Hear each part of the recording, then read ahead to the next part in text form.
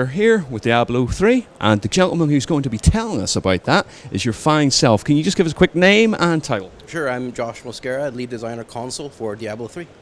Josh, the game's been in development for a wee while. Is this still a labour of love for you guys? Oh, absolutely, you can. Just the passion the team has. It's certainly not just a labor of love, but it's just a dedication, and it's just really humbling to be part of a team that has been working on Diablo for 10 plus years. It's really humbling and a little terrifying at times.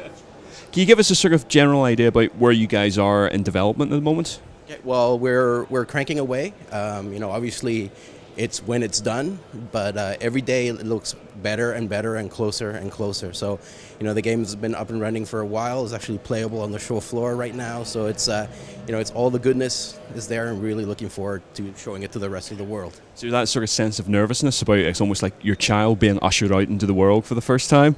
Yeah, there's certainly that feeling, but I wouldn't say nervousness, more like anticipation. It's going to be really big when it comes out. And it's just going to be awesome. It's the Diablo that everybody expects, but just bigger, better, and meaner, and sexier, and just plain awesome. So. I love the way that's just rolled off the tongue. Can you give us a bit of detail about that? What should players expect when they sit down to play Diablo 3?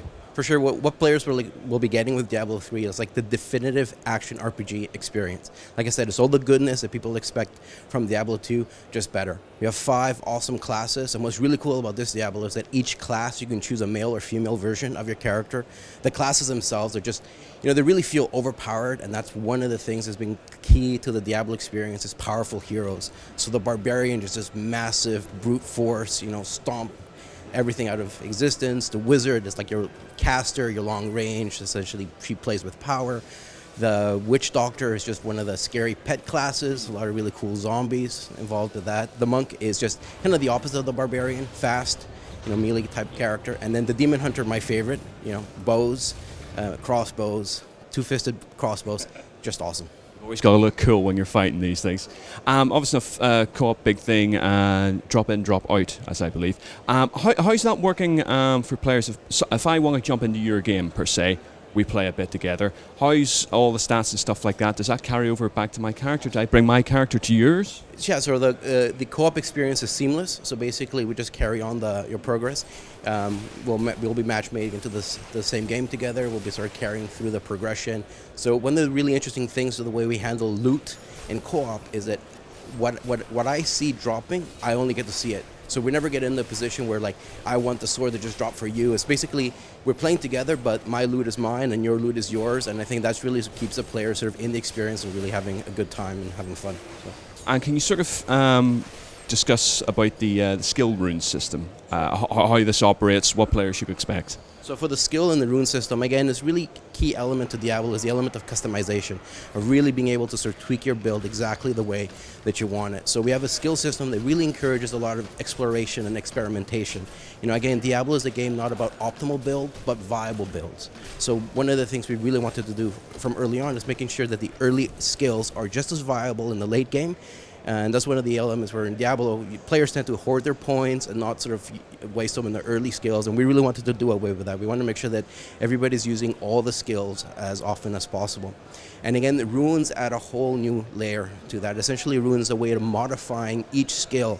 So there's like 5 different types of runes and different types of ranks within those runes. And these allow you to sort of have a sort of much more customized aspect to your power. So if you've been using Magic Missile from the beginning of the game, you put a rune on it, all of a sudden it might spread into 5 missiles or might have different effects. And that just adds a lot of depth and a lot of variety, and it will keep the builds feeling new and refreshing every time.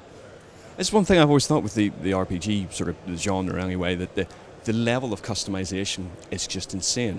Have you guys got like a really large whiteboard or a wall covered in post-it notes where you guys just sort of like brainstorm stuff, go, right, well, if we do that, we do that, do that? Yeah, when it comes to brainstorming at Blizzard, we don't just have one wall. First of all, one of the long hallways in our office is essentially floor-to-ceiling whiteboard, and it's just covered with notes and doodles and all the crazy brainstorming ideas, and it's a really fun brainstorming environment. Can you talk to us about, obviously if there's connections to Diablo 2, what was the reasoning behind that? Do you guys want players to have that sort of connection, obviously enough with the second coming into the third? Was that a choice for yourselves, or was there any thought process about possibly going completely brand new, trying something new with this? So for deciding how to continue the sort of Diablo story, and again, it's really important that sort of Diablo, just like Warcraft and just like Starcraft, it's a bigger property, it's a bigger story, right? So Diablo 3 is the continuation of Diablo 2. We do realize that 10 years have passed since Diablo 2, so there's a lot of nods. For example, you go back to visiting Tristram, you'll encounter some of the same characters such as Deckard Cain, stuff like that. But we didn't want players to feel like they needed to play Diablo 2. Again, we realized a lot of people have, and we put a lot of sort of nice little touches for players who are longtime fans of the series. But if you're new, it's the first time playing Diablo 3, you're going to get right into it. But a lot of effort in our storytelling to make sure that our storytelling is all told through the action. But that includes a lot of the backstory and the background and stuff like that. So, how did it feel? Sort of seeing, obviously, you said 10 years. How does it feel looking back and seeing those characters reappear in the new one? Oh, it's actually it's really really cool. Like I'm pretty lucky. I just joined the Diablo 3 team about maybe 3 months ago, so it was like such a dream come true to get to play Diablo 3 before anybody else, and it's part of my job. So definitely, big fan of the storytelling of Diablo, and being able to see Deckard Cain come back and ranting about his prophecies of the end time was a really special treat for me.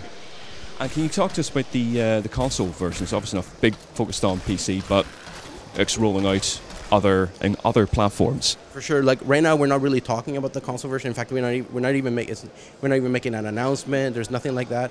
All that I can say is that Blizzard is very serious about bringing the Diablo 3 experience in its totality to the console.